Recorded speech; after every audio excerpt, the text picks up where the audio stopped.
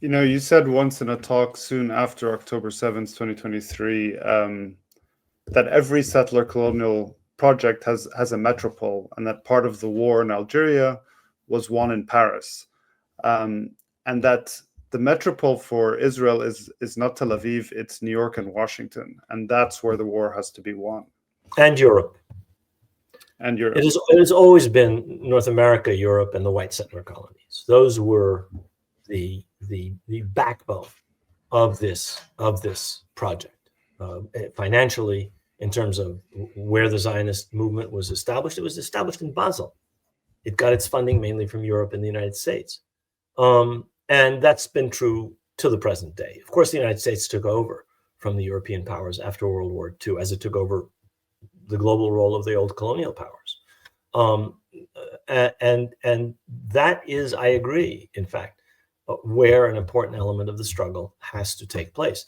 That's how South Africa was ultimately freed of apartheid. For all the problems that South Africa has, apartheid was defeated essentially because Western support for the apartheid regime was eroded by intense, vigorous activism in the United States and in Europe. The same thing happened, as you mentioned, in Algeria. It was constant proselytization of the French by the National Liberation Front and its French allies who opposed French colonialism in Algeria. Same thing was true in the Vietnam War. That wasn't a settler colonial project. That was just a colonial war. But American opposition to the Vietnam War, public opposition, and later on to the Iraq War, are what ended those wars. It took a very long time in all of those cases, years and years and years of suffering by the Vietnamese, by the Iraqis, by the South Africans, by the Algerians. But it was understanding strategically the importance of the metropole for these colonial wars. The same was true back in the early 20th century, when the Irish rose up against the British. They spent an enormous amount of energy in North America and in Britain proselytizing, arguing, raising funds, organizing. Eamon de Valera, who later became the president of the Irish Republic much later, but was the leader of the National Liberation Movement, spent the entirety of the Irish War of Independence in the United States raising money and gaining support from the American people and ultimately the American government for the liberation of Ireland. And that reflected a strategic understanding of the importance of the metropole, which in the case of Ireland was essentially Britain, the United Kingdom, but also to a certain extent the United States.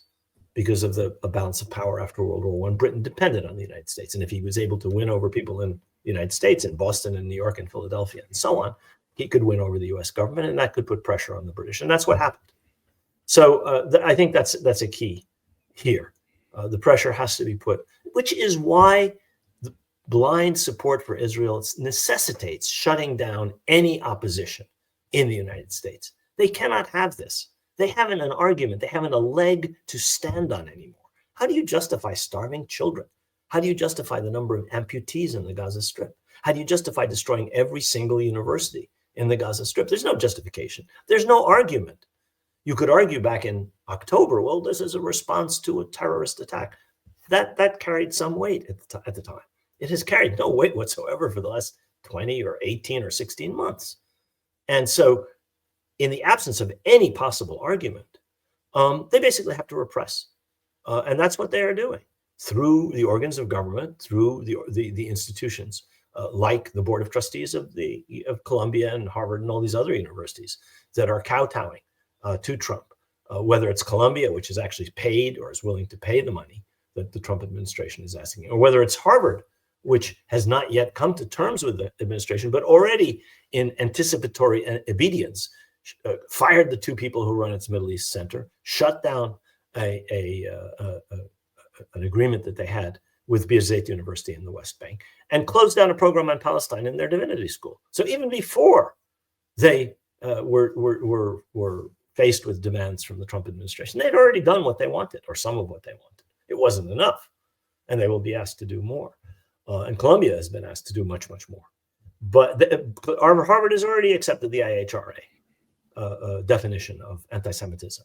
In the case of Columbia, they said this will be the basis for disciplinary procedures. If you violate these ridiculous strictures vis-a-vis criticism of Israel and Zionism, you are an anti-Semite and you are discriminating against people and you're guilty of harassment and you're going to be brought up before one of these ludicrous kangaroo courts that they've established, and some kind of punishment will follow. One of my colleagues was forced to leave the university. Others have been disciplined in other ways, faculty members. One of them, Marianne Hirsch, a distinguished scholar of the Holocaust and genocide, has said she can't teach her courses on these topics after having been brought before one of these kangaroo courts that they've set up, and has refused to teach. In fact, her action was one of the inspirations for what I did.